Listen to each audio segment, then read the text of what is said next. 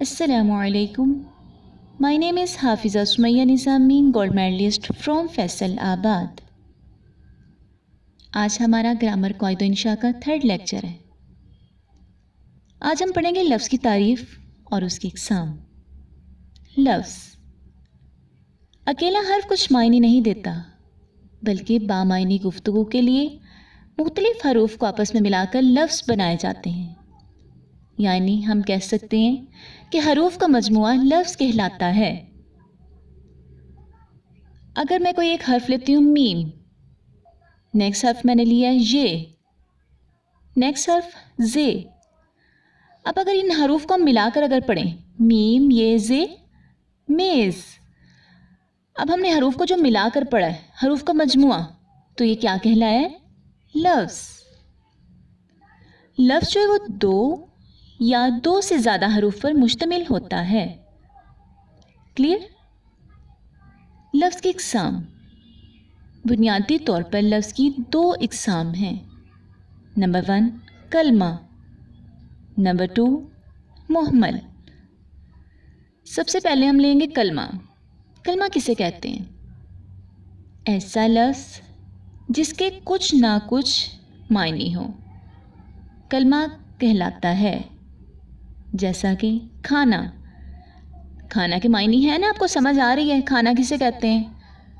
रोटी, रोटी के भी मायने आपको समझ आ रही है, रोटी किसे कहते हैं? पानी, ये भी आपको बिल्कुल क्लियर समझ आ रही है मेरी बात, मैंने क्या लफ्ज़ बोला है। तो यानी कि ऐसा लफ्ज़ जिसके कोई ना कोई मायने हो वो क्या कहलाता है? कलमा। नंबर 2 मुहम्मल। ऐसा लफ्ज़ जो अकेले तो कोई मायने ना रखता हो, बल्कि सिर्फ कलमे के साथ इस्तेमाल होता हो, उसे मुहम्मल कहते हैं। जैसा कि वाना, कुछ भी हमें समझ नहीं आया, कोई मायने नहीं है इसका।